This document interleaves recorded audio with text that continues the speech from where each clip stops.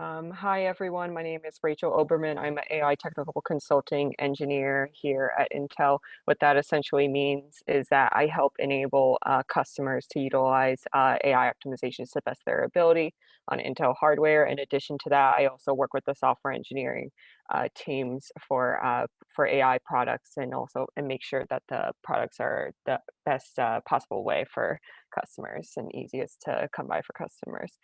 In this 1 hour, I'll be having a talk on traditional machine learning with the oneDAL and XGBoost and talk about accelerations for scikit-learn, accelerations for XGBoost, as well as other ways that you can accelerate your classical ML pipeline.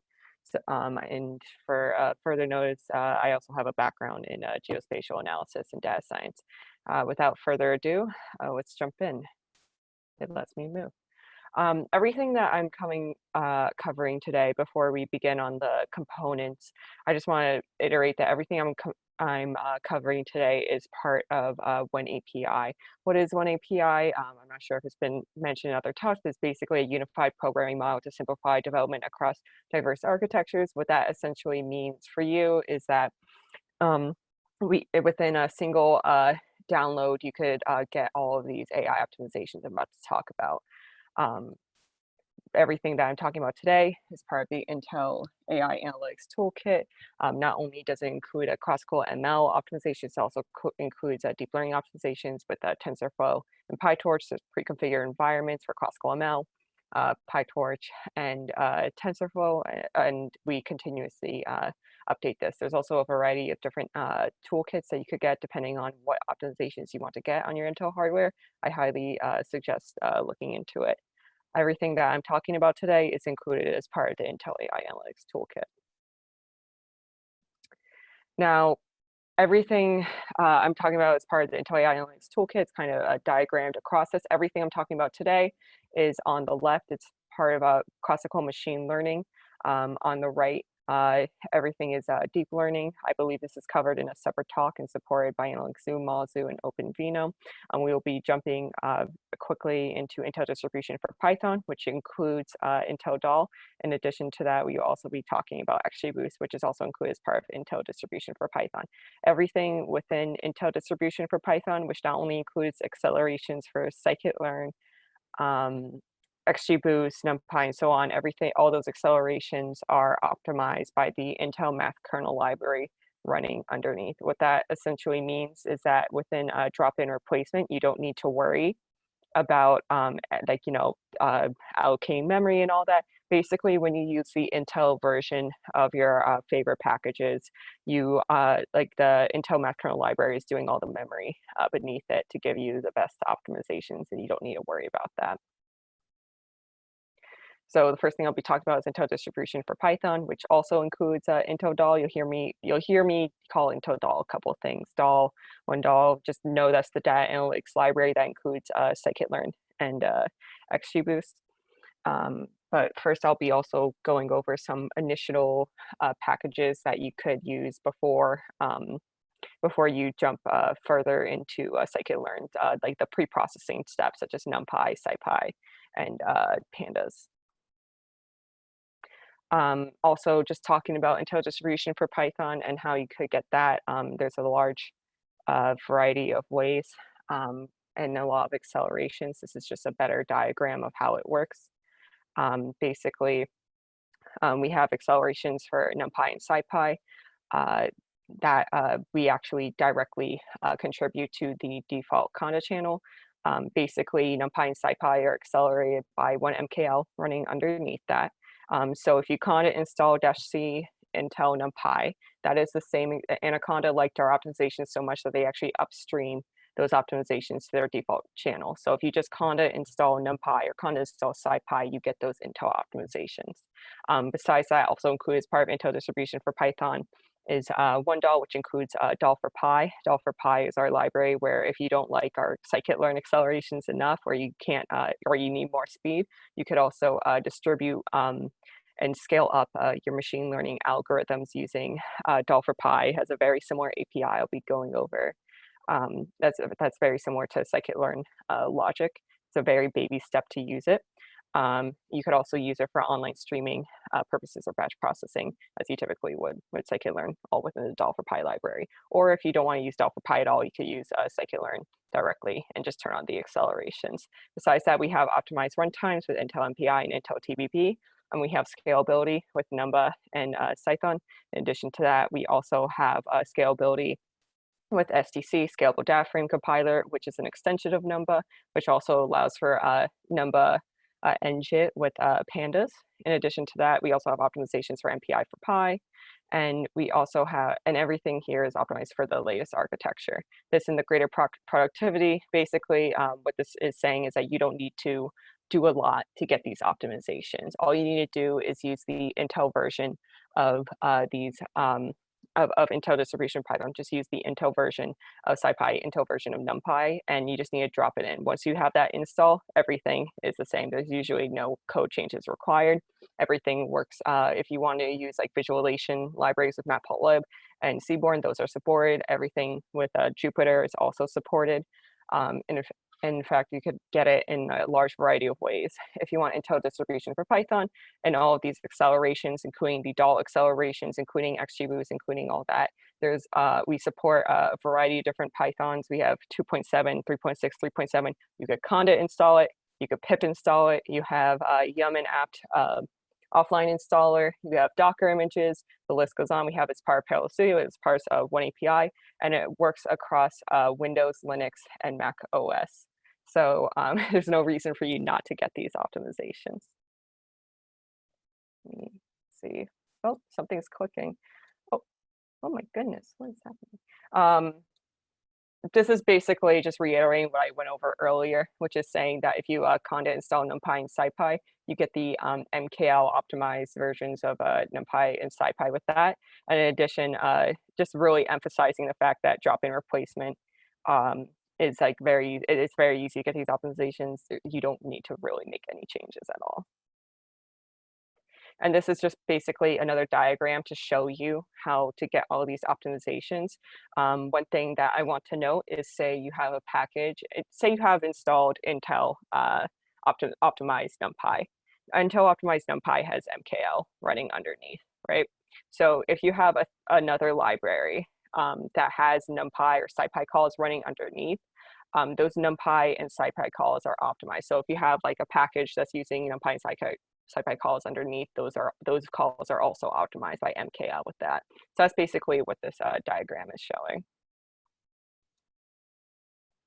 To get a better idea of the suite, there's also this image with all the familiar names and logos just really easily popped out. So in data acquisition and pre-processing, we have Intel optimized pandas, but more recently we've actually moved to Intel distribution of Moden, which I'll be touching in just a moment.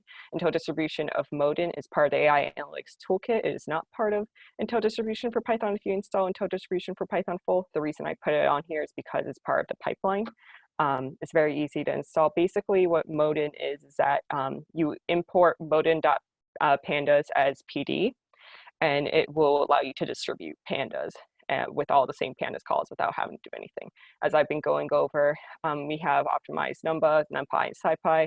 I'll be touching later on scikit-learn, how to get optimized scikit-learn, and as well how to get a distributed mode with DAL for Pi, and I'll be doing demos on that. In addition to that, for composable multi-threading, we have SMP, we have TBB for Pi, and MPI for Pi for distributed parallelism. So I just gave a little brief preview for Moden. I'll be touching on it again right now. With Intel distribution for Moden, basically what it is that with a single line of code, you can scale pandas workflows across multiple nodes and multiple cores. What that means is all you need to do is, as I mentioned before, import Moden.pandas as PD, and then you just use your pandas calls as normal, and you will see a huge increase, because you do not need to know, because Moden doesn't need to know how many cores your system has. You don't need to specify how to store the data. It'll automatically take advantage of all your cores without having to specify anything, just with a single line of code. And the performance is phenomenal. How it works is that basically we have Moden in the front, and then in the back end we have OmniSci DB, which is essentially a performant SQL framework that has been optimized for Intel hardware power. And besides that, we also have RAID and DASC clusters running underneath to handle the heavy lifting for the multi-core and multi-node. So not only can you get great performance, you could also distribute pandas. I know personally, I hate waiting for my pandas data frame to load from reCSV. So I find this great that it's so fast that you could get it immediately rather than just having to sit and wait for it to load. Now, installing Intel distribution for Python, how can I get it? I mentioned it earlier, I just want to reiterate. There's no reason for you not to get these optimizations. It's very easy to do. You could download it from the Intel website. The most popular way I found is the conda install, where you add the Intel channel to your conda config file, and then you install either Intel Python 3 full or Intel Python 3 core.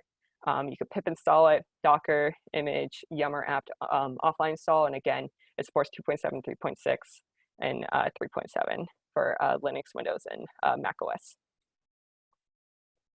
Now that we have covered all of Intel distribution for Python with NumPy and SciPy, and then Intel distribution for Moden, handling the pre-processing. Now we're going to move on to the meat of machine learning algorithms and how to optimize those. I want to note here that the Intel DAL library, or that I will also be calling oneDAL, that houses the Intel optimized scikit-learn accelerations are all also part of Intel distribution for Python, as I've continued to reiterate. It's also part of the AI Analyst Toolkit, which everything this is a part of. There's multiple ways to get these optimizations. So what is actually involved in oneDAL? Basically, oneDAL is basically our data analytics library, and what we want to do is help you accelerate, not only accelerate your workloads, but also scale them up. So not only are we trying to get you to get your predictions faster, we also want you to try and if you need to use distributed mode or online streaming mode, you also have those options. So we are trying to make it as flexible for your workflow as possible. I need to go to the right slide. Before moving on to the slide, I just want to iterate that part of oneDAL, there are two parts to it. One is Intel optimized scikit-learn.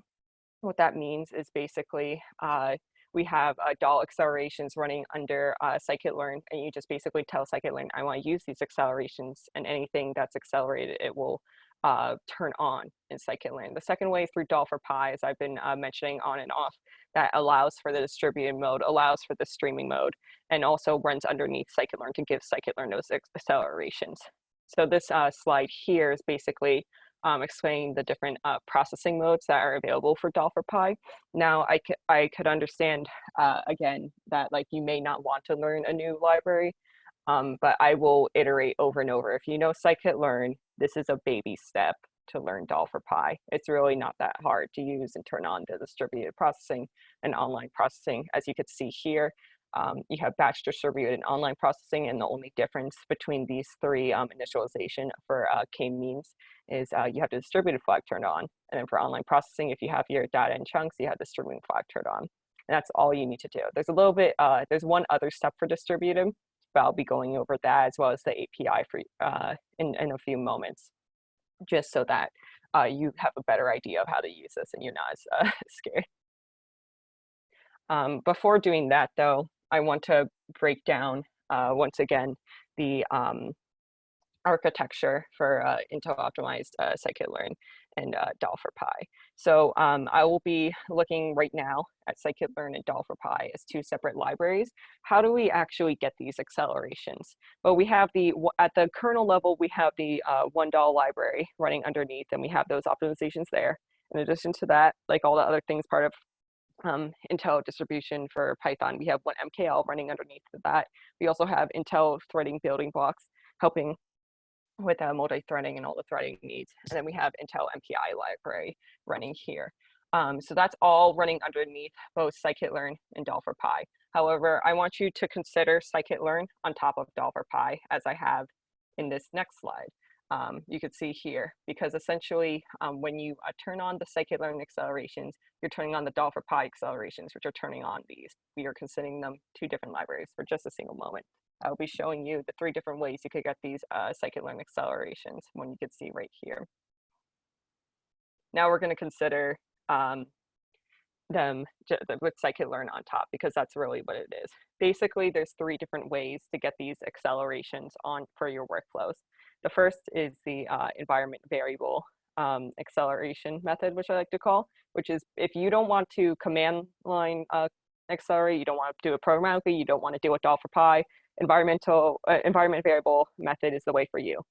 Basically, within your environment that you have a DAL for Pi and Intel Optimized Scikit-learn installed, you basically export use underscore DAL for Pi underscore scikit-learn, and you turn it to true, yes, one, whatever is true, and it will automatically turn on anything that has a DAL for Pi acceleration. So how it will work is that it will say, I want to turn on anything that has already been accelerated by DAL for Pi. DAL for Pi will respond and turn those on. You can see some on the left and right that have already been accelerated. Anything that isn't currently accelerated by scikit-learn DAL for Pi, it will just go to default. So you're not losing anything, and you're only gaining. The second way is the monkey patch method, as you saw in this slide, which I ignored for this reason. There's two ways to enable the monkey patch method, which is essentially doing the same thing as the environment variable, where you just basically turn this on and will turn anything that has accelerations already for it. The first one is through command line, where you just run your normal scikit-learn script. You don't do any changes, but you also call DAL for Pi as part of that command line call. The second way is that you go into your scikit-learn script and you turn on the monkey patch programmatically.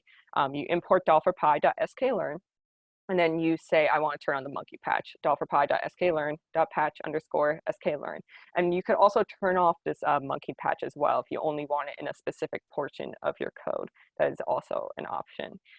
So you could turn this on and off programmatically. You could do it in command line, environment variable. Now, the third way you could get these accelerations by using DAL for Pi directly.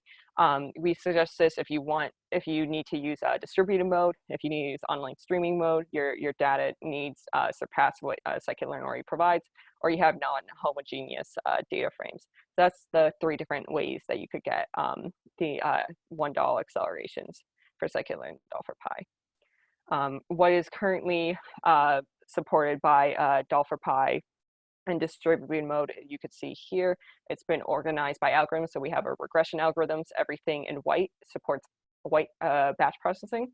Everything in yellow supports both batch processing and distributed processing. So we have linear regression, ridge regression, logistic regression, and so on. And then everything in orange is already supported for Intel GPU as those come out at Gen 9 and Gen 12. So this is everything that we have in terms of algorithms. I'll be going over the statistics in 1 second. But everything here, we typically optimize and support and add support by popularity.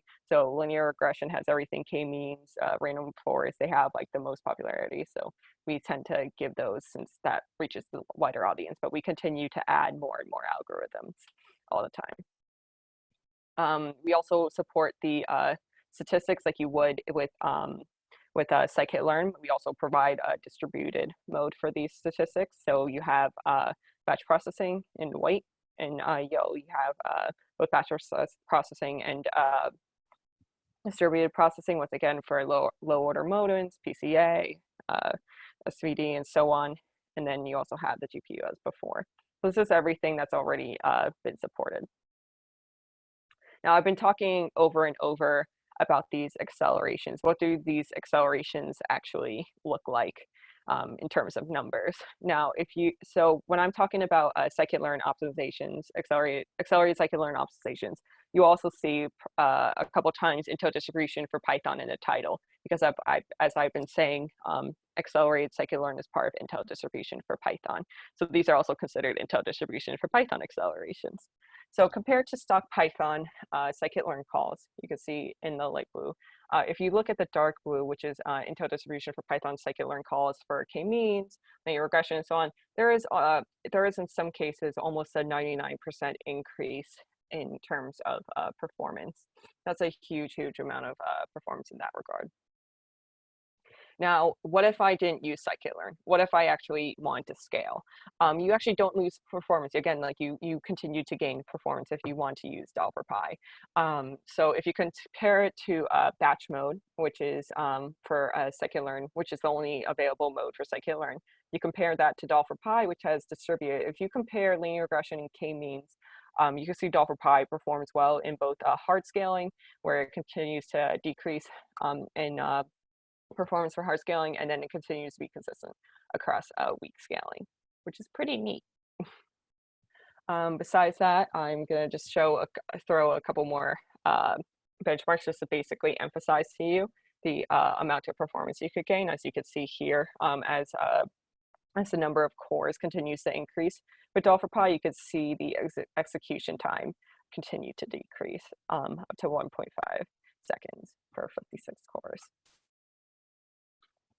And this is just basically another benchmark, just basically emphasizing again, with varying methods of k-means, you see at least a 20 times performance with Intel optimized scikit-learn. So I've been talking on and off about DAL for Pi and how you could distribute your machine learning algorithms with DAL for Pi.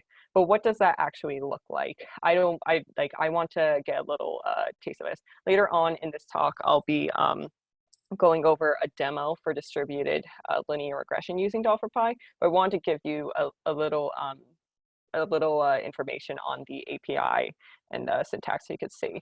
It's very similar to scikit-learn. It's very structured to scikit-learn. In this first slide, we are going to be looking at the batch method for DAL for Pi. So you import DAL for Pi as D for P. You import your data as you would. And then similar to how you would initialize the scikit-learn object, you initialize the DAL for Pi object, k-means init, 10 initial centers using dense method. Similar to how scikit-learn works, you could also pull information from that. So you could go in, and if you want to look at the betas, you could look at the betas for linear regression. If you're looking at that, you then compute as you would with scikit-learn. You're computing the centers in this case with the data, and then as I said before, you could look at the centers, and after that, you can do some clustering after that. It's a very similar structure to scikit-learn. You have initialize, compute the centers, and then do k-means clustering. Very similar method to scikit-learn. Very similar structure. Now, I want to use distributed mode. What steps do I have to take? The first step is normal. You import DAL for Pi as D for P. Secondly, though, when you want to distribute your DAL for Pi code, you have to turn on the DAL for Pi distribution engine. In this case, you call D for P.dal init parentheses, that is the call, and it will say, I want to turn on distributed mode and run my code in distributed mode. That is what it's accomplishing here. You import your data, which should already be ready and formatted for distributed mode with an ID. That's what's typically typically done. This is what's going on here. Then, as we did before, we initialize the object, and we turn on, in this case, we also turn on the distributed flag to true. We compute the centroids, and then when we're computing the clusters, we turn on the flag. At the end of this, we turn off the engine. I'll be showing that during my demo. Now, when you use DAL for Pi distributed mode, you cannot do it programmatically. You can't just run the Jupyter script and it'll automatically do distribution for you. Instead, what you have to do is do an MPI run call that when you basically save your code to a file, and then in command line you go in and run this call, MPI run -n. The 4 in this case signifies the number of cores, so this is 4 cores, Python, and then your script. Online streaming, it's a little bit less steps. There's no engine for online streaming. All you need to do is turn on the flag. So you import DAL for Pi as D for P. You have your linear regression training object in this case. We turn on the streaming flag to true, and then we read in our chunks, and then we compute the linear regression prediction. And then at the end, you basically say, I'm done with using my chunks, put it all back together, and that's what finalize is doing. I'm going to take a moment before getting into XGBoost. I'm not talking today, besides this.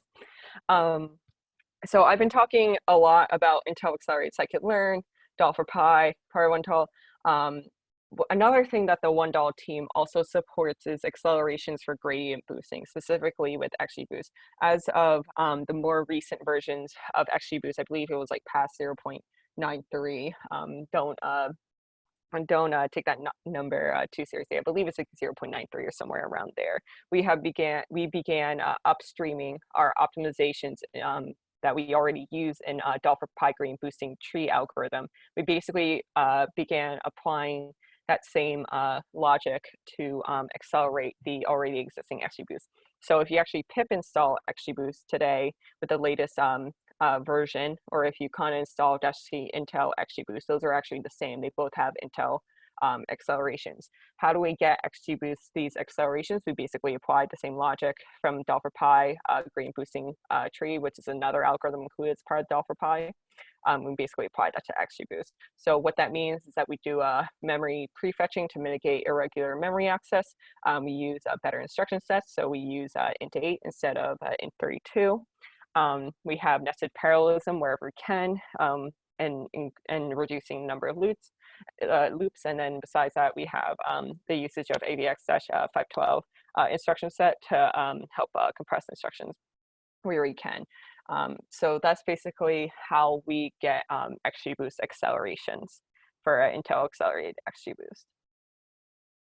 And as before, I want to show you what those numbers look like. So if you look at the purple, which is basically 0.9 before Intel began contributing directly to the XGBoost repo, you can see purple. And if you compare that to 1.0, since we began, which is when around when we began adding accelerations, you can see a significant time drop and like a significant performance increase. And then if you go to even later versions, you see that performance continues to increase and increase. And like I said before, there's two ways to get the Intel, or there's a couple ways to get the Intel Accelerated XGBoost. If you just want the XGBoost accelerations, you could conda install -C Intel XGBoost. You could pip install XGBoost. Typically, there's usually a 2-week window where the pip install may not be as up to date as the XGBoost, simply because we have to do some overhead on our side to get that to you. Besides that, you can get as part of Intel distribution for Python. You can get it part as AI kit. All these different ways to get you these optimizations. Before I go into demos, I just wanted to touch on everything today I dealt with classical ML. I believe there's another talk going on in this conference that's covering the our deep learning optimizations that we have for TensorFlow, PyTorch, and so on, that are all optimized with like with the deep neural networks library oneDNN running underneath, similar to how the MKL library runs underneath Intel distribution for Python and oneDAL. So I highly suggest that you check that out if you are also interested in that. With that, I'm going to quickly, if I can, I pause my screen. I'm going to pause my screen, and I'm going to get these demos ready. If I could escape my view, there we go.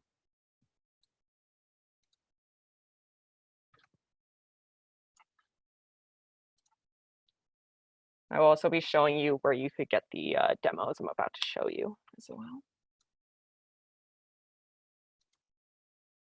Come on.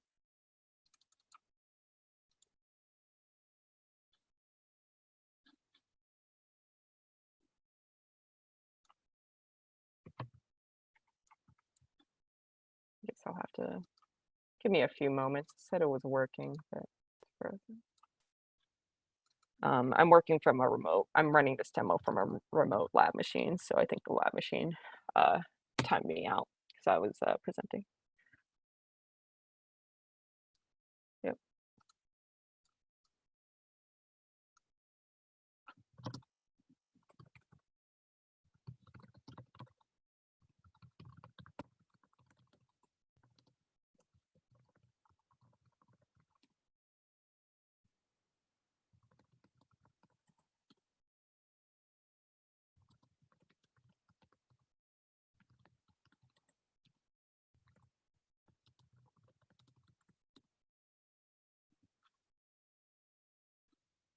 Okay. That should do it. Now let me get on here.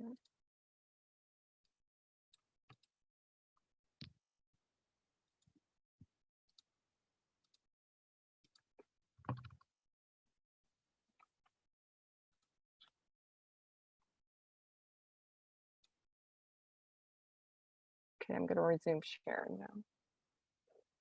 Now I'm going to go through a demo of how to do distributed mode with a $PI linear regression algorithm. This demo is available at the oneAPI samples GitHub repo on GitHub. So you could go to github.com/oneAPI-src source/oneAPI-samples, and then you could make your way to the AI and Analytics Toolkit folder, go to Features, and there will be a Intel Python $PI distributed linear regression example, along with a distributed k-means example. In this case, I'm going to do a linear regression. So here we have a typical workflow that you would have as a data scientist. So what we'll be doing in this workflow, and I will run in command line in just a moment, because for distributed mode, if you recall, we have to use command line. So basically, I'm just showing this for a visual effect. So first, we're going to begin importing and organizing our data. In this example, we're predicting the prices of houses in Boston. That is using the toy data set that is included as part of scikit-learn. I have already beforehand basically duplicated this data set, this toy data set 4 times into 4 different files so that we could use them for distributed mode. And we'll be using this command to run it in distributed mode. Let me save that. So we import everything. We turn on the distribution engine as we did. We make any other final data organization as you would. Now it's time to train our model. So as you saw in the API, and as you'll see again here, we initialize the training object. We turn on the flag to true. And then in this case, we'll be actually training the model in one line. You could do this in a separate line. In this case, it's just one line. And we are using that with our independent and dependent data that has already been sorted. And we are saving this to train result. What you could do after that, these whole 2 cells are actually optional. You don't need to include this as your workflow, but it's just basically to show you that after you train your model, you can save it to a file. In this case, I'm using Pickle to save my whole model to a file, and you could load it up later. So if there's another workflow where you want to use the same model from a different workflow, you could save that model and use it somewhere else. Or if you just want to look at the attributes, you could do that as well. In this case, here is the beta for this model. After that, it's time to make a prediction. So here we are basically reading in our test data, and then we are making a prediction. And after that, we turn off the engine, we save everything to a file, and at the end of everything, it should say code sample completed successfully. And that is what should show up 4 times when I run it. Now, this is running on a remote lab machine. What I have done here is this is also running on the AI Analytics Toolkit. So if you have a version of Anaconda, you don't need to remove that or anything. You could download the AI Analytics Toolkit into either a Conda environment, or you could download the mini Conda version of AI Analytics Toolkit, which comes pre-configured with several Conda environments. So in this case, we have the base environment, which is considered the classical ML Intel distribution for Python environment. We also have environments for TensorFlow and PyTorch already pre-configured. You could also make your own environments as needed, but all these environments and the AI Analytics Toolkit come with all of the Intel accelerations that I've gone over today and more. So I've basically gone within my folders, and I've gone to where that sample is. It's in a different, it's just in a different folder simply because I've worked on it and I've tweaked it before publishing it.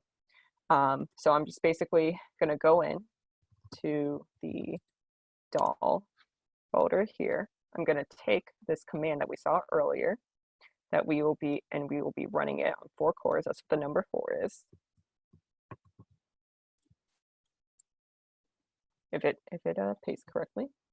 Not, I'm gonna go by memory. I believe it's Python.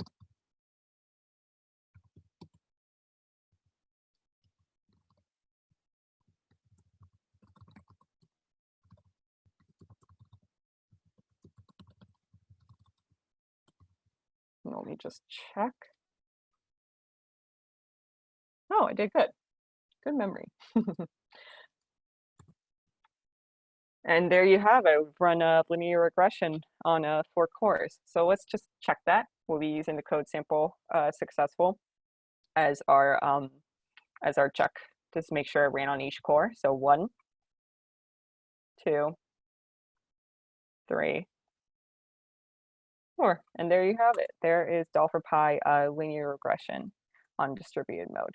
Now, say you don't want to use distributed mode. Instead, you just want to get these optimizations within your scikit-learn notebook. I'm going to quickly go over the 2 other methods, the monkey patch method and the environment variable method into in a Jupyter notebook in just a second.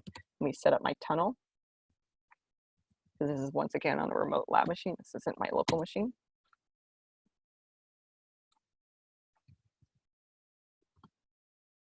I'm going to pause.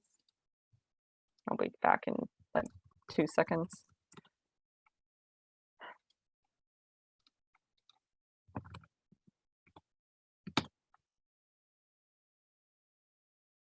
And I'm back. And so there is the DAL for Pi distributed linear regression sample we just ran. Here are the scikit-learn accelerations. So these, this notebook that I'm about to show, if it loads, which it should, there we go. These are basically derived from the DAL for Pi scikit-learn documentation. You could get it, this is linked within the oneAPI samples, but you could also simply probably just look up Intel DAL for Pi scikit-learn documentation. This page will probably pop up. This basically gives you in detail how to get the monkey patch method environment variable method for the accelerations. It also gives you a list for everything that's currently available and accelerated within scikit-learn API. So I basically took this code sample at the bottom and I put it into a pretty notebook. So the first one I'm going to go over is the monkey patch method. If you recall, all you need to do is import dalforpi.sklearn and then turn on the accelerations with this quick call. When you install Intel optimized scikit-learn, I just want to note that when you install it, you also install DAL for Pi as default. And then after that, all you need to do is go back to your regular scikit-learn calls. In this case, we are using SVM. Let's run it. And you'll be able to tell that these accelerations actually ran because you'll typically get a warning that says the Intel DAL solvers for scikit-learn have been enabled. And when you run this, you'll actually get a link to the documentation, which is pretty helpful. The second way is the environment variable method. Again, use underscore DAL for Pi underscore sklearn. And you just turn that on to yes. And there you have it, the 3 different ways to get Intel accelerations for your machine learning algorithms and distribute your machine learning algorithms. I believe that's all I had prepared today. Not sure if there's typically Q&A or. Yeah, we have time for Q&A. Does anyone have any questions? We'll try and do this within the Q&A box on Zoom if anyone has any questions. And I'll copy it over for discussion later if you prefer. Yeah, feel free. This is your time. If not, that's okay too. There's a lot of resources, including a bunch of oneAPI samples. Besides this, we also have samples for TensorFlow, samples for PyTorch, anything with oneAPI, and a lot of resources on Intel distribution for Python and DAL and XGBoost. Let me see. Oh, thank you. There is actually a question within the Slack channel. So says, can I write codes in oneAPI and oneDAL for a machine that does not exist yet, like Aurora? A machine that does not exist yet? I'm confused. Yes. I'm confused by that question. I understand. Alfred, do you want to raise your hand and I'll let you speak? Is that? Yeah, if you could just go a little bit more in detail. I'm assuming for DAL, I'm assuming the answer is yes, but I want to get to you. Well, Alfred is typing. in Sure. the Slack. Nope, So no problem. I don't have the Slack open, yeah, no unfortunately. problem. So please be my liaison in this. Yeah, happy to read it once it comes through. Mhm. Are there any simulators? For simulated. I think for right now, oneAPI AI Analytics Toolkit only has support for Linux. I'm not sure for virtual machines what that exactly looks like, but for DAL, I'm highly confident that it will be able to work on there. Okay. So if you conda install just see Intel with scikit-learn or DAL for Pi and so on, you'll be able to get those. I guess maybe just trying to translate here, maybe what Alfred is asking is if he write codes in oneAPI and oneDAL now, will it be future proofed? Will it run on the future architectures? And Oh yeah. Oh yeah. Yeah. That's absolutely correct. I apologize for that miscommunication there on my end. But absolutely, we continue to update DAL for Pi, scikit-learn, and oneAPI, especially for our latest architectures. In fact, I have a little bit of knowledge I can't share here today, but there's a lot of exciting things coming soon on those architectures. Sure. Okay, great. I don't see any other questions. So thank you very much, Rachel. Really appreciate the tutorial. It was great.